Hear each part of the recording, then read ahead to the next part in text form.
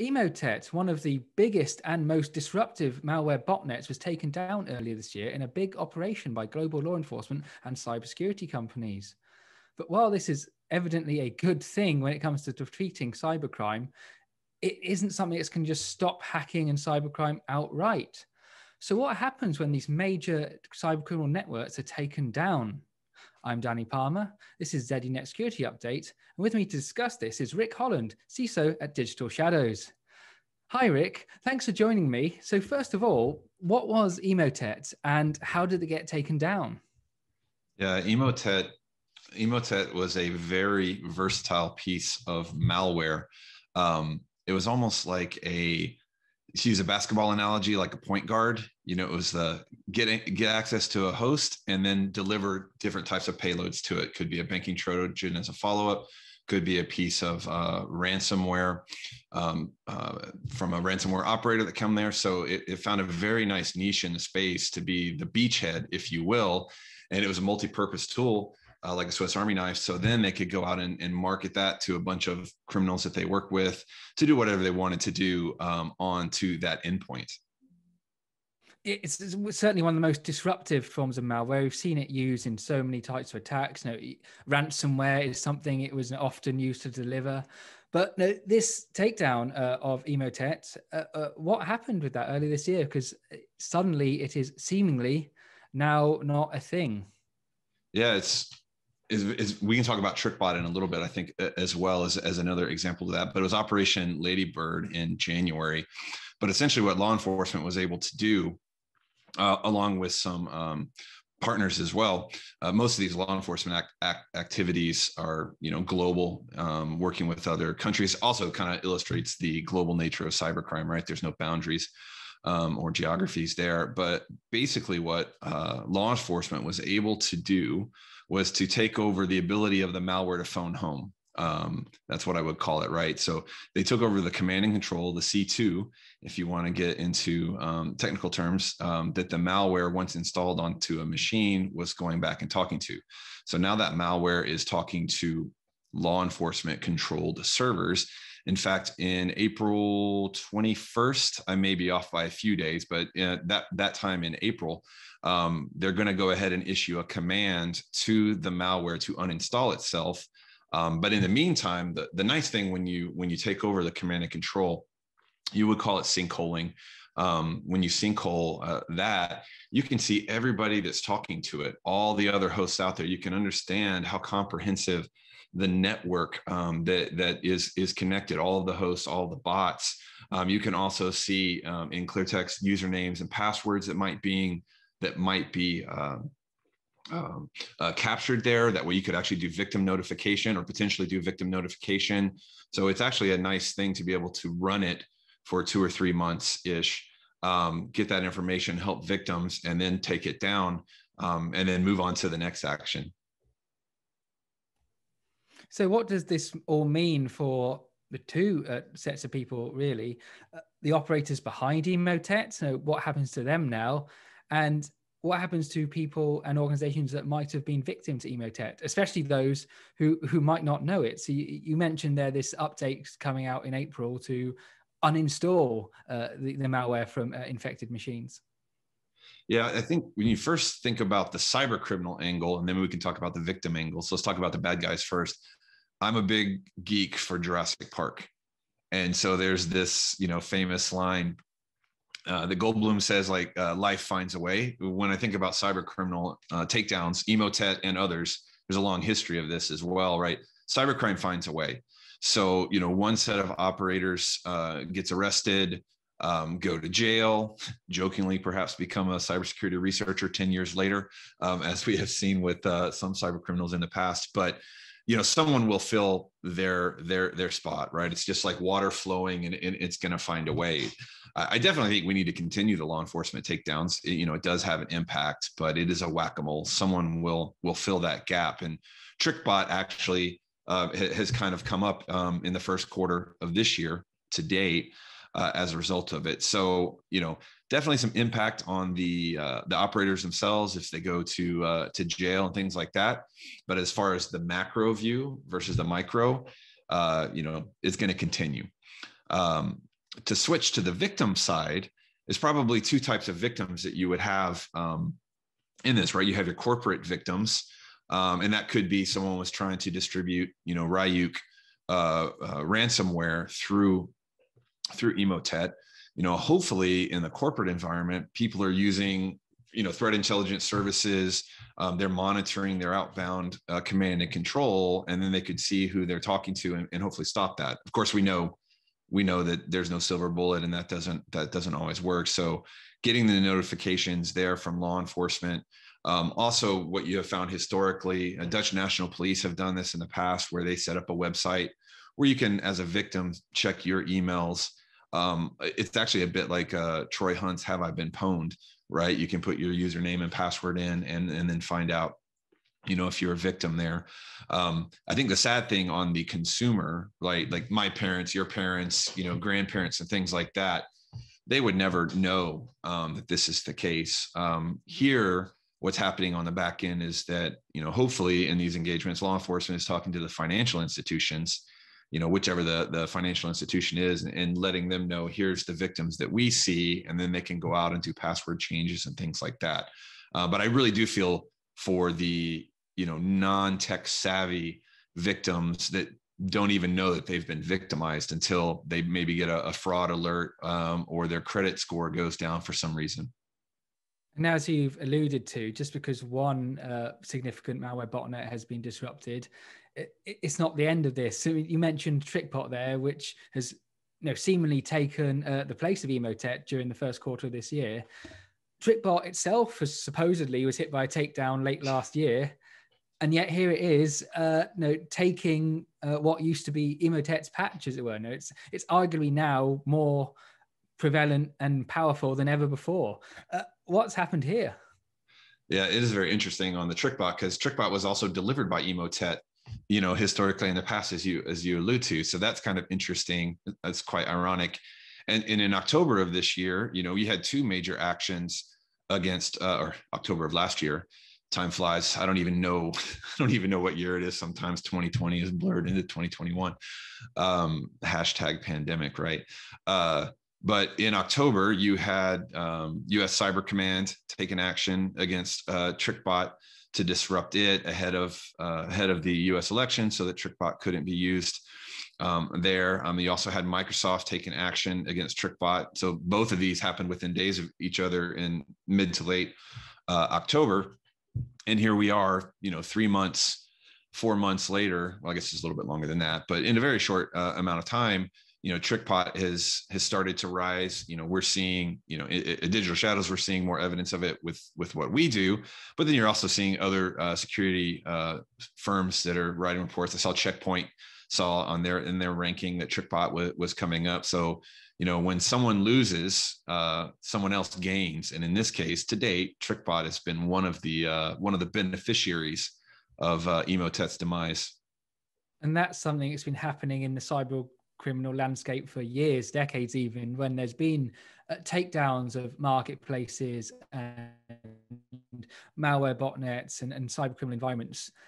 Major marketplaces have been taken down, but it seems there's always something that comes up to fill its place, either something that was a smaller player at the time, and has become the big player, or often something entirely new comes along and fills that space, because they're constantly evolving in how they go about things. Because I suppose if there's plenty of cyber criminals out there who want to continue making money, and yes, they will find a way to do that if they can. Yeah, it is all about the money. I like to go back to 2013 and talk about the Silk Road. I joke around Silk Road because the founder of that, Russ Ulbricht, actually went to my university, University of Texas at Dallas. He's our most infamous graduate from our university. But he formed the Silk Road, which I believe is going to turn into a film, if memory serves me correct. But Silk Road was kind of the first, English language eBay of cybercrime. It had 100,000 users. I just saw something because I kind of track it because of the connection to my university as well. But I think the FBI last year seized $1 billion worth of cryptocurrency associated with it. There's some fascinating documentaries on how he got taken down in a library in San Francisco, and the way they distracted him so that his laptop was still up, so that he could get, so that law enforcement, I think it was Secret Service and FBI, could get the credentials to the marketplace, which is actually interesting because that ties into something similar on the successor of the Silk Road, which was Alphabay. And Alphabay was a quite interesting one because I was relatively new at Digital Shadows when Alphabay was coming on. So I was tracking that, but Alphabay was 10 times larger in transactions than the Silk Road was. Alphabay also was very, this is all about money, right? You mentioned it. It's all about the Benjamins, right? And one of the things that Alphabay was trying to do to differentiate themselves was add a bunch of services. So they rolled out escrow to their platform, so that instead of me giving, Danny money directly, I would give it to the intermediary. And then once I got my goods from Danny, then it was cleared. And so it kind of reduced some of the no honor among thieves that go on. They were the very first market that added Monero as an alternative to Bitcoin, which was quite interesting. They also had good tech support, and they also had multi-factor authentication. So they were quite innovative in the scene. But one of their founders, his name is escaping me now, he unfortunately committed suicide in jail in Thailand. But when they arrested him, they also wanted to get him when he was on his laptop before he could close it and have it locked so that he had access to Alphabay. But what was very fascinating here is back in 2017, in June of 2017, law enforcement was going after Alphabay and Hansa. And the Dutch National Police, U.S. operations, and they had Operation Bayonet. Now, this is very fascinating. Wired Magazine did an article several years on with the Dutch National Police on it. But what they did is they owned Hansa, law enforcement had Hansa, coordinated the takedown of Alphabay in early July. So Alphabay has the seizure site. Well, the buyers and sellers needed to go someplace, so they all flocked to Hansa, not knowing that the police already owned Hansa. So they got 2 to 3 weeks probably of all of the, the buyers, the sellers, the currency, what they were doing, and probably was, a very successful intelligence coup from them to then prevent future cyber crimes. So it is interesting. It's the whack-a-mole. It's Silk Road, and then Alphabay comes up, and then earlier this year, Genesis Market, which was a very large one, was taken down as well. So, cybercrime finds a way again. It's interesting how you mentioned the Dutch National Police are often involved in these sorts of schemes and takedowns, because usually when there's a big takedown in Europe, they are involved. And I remember seeing recently how they actually posted on one of these marketplaces recently with a post saying, basically, we're on to you. Look out, which they're trolling. Yeah, the comments in response to that were mostly not favorable from what I can see. But that's the thing. What was interesting, that they'd obviously got a presence on this forum with an account that basically said, the account said it was the police. And yet somehow that account was active on this forum, which suggests someone wasn't really paying attention to logins and things like that, or just that. Is it a case that in some of these forums, so they sometimes feel kind of invincible, that they can't get at us, where all mysterious and online using VPNs and Tor, etc. When, as seen from other takedowns and various arrests, that is not the case at all. Well, it's such a great question. There's a lot of different angles there. There's an OPSEC angle, but then there's also different tiers of criminals, right? There's the site admins. The people that own different channels and forum administrators and things like that, are top tier. But a lot of the bottom feeders, if you will, that are kind of rushing to make money, they're new to cybercrime. They don't have as much OPSEC or experience. So they can be vulnerable just because of a lack of experience that's there. One of the things that we always find interesting is after one of these law enforcement takedowns, we can go onto Russian language forums, we can go onto English language forums and marketplaces, and you will see chatter. Oh, this, is who on here is law enforcement? You're actually seeing people trying to call out law enforcement and security researchers as well. But what the Dutch National Police have done there is they're making people, they're trolling, right? But they're causing confusion, making people suspicious, and it does disrupt the operations. And the problem that the criminals have is if they have this really tiny tight knit community where everyone's vetted, you know, everyone that's there, right? Their ability to scale what they do can be limited, right? Whereas I want a one-to-many, I want to reach as many sellers as possible, right? It's just like if you had you're selling on eBay, you don't just want to sell to 5 people, right? That would make things challenging. So, you know, they have this constant balance between reaching their sellers and reaching their buyers and OPSEC, and they're butting up against each other, and that causes opportunity for them to make mistakes, and it causes opportunities for law enforcement and security researchers like Digital Shadows to see things. The operations security element is an interesting part there, especially now when you see so many operators on these forums and marketplaces are trying to make it, you know, so appealing. Used to be when you looked at sort of underground forums, it looked like GeoCities or something, you know, lots of bright colors and Comic Sans. And nowadays, it seems they're sort of bespoke websites with, they looking like, you know, software companies in a way, sort of sites that are adaptive to whatever browser you're on, and with all these the customer service options and things like that, where they're seemingly trying to operate like real businesses, obviously for criminal purposes. It's 100%. I mean, they are businesses, right? In our years, we've done some research in the past where we looked at job adverts and descriptions.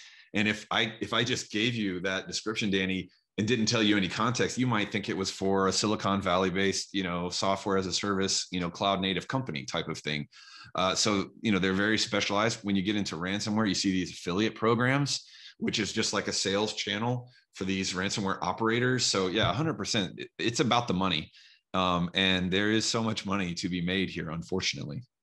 So with so many cyber criminals out there trying to make money from attacks, be it malware, ransomware, phishing, business email compromise, what should organizations and individuals be doing in order to keep themselves safe online from all these threats?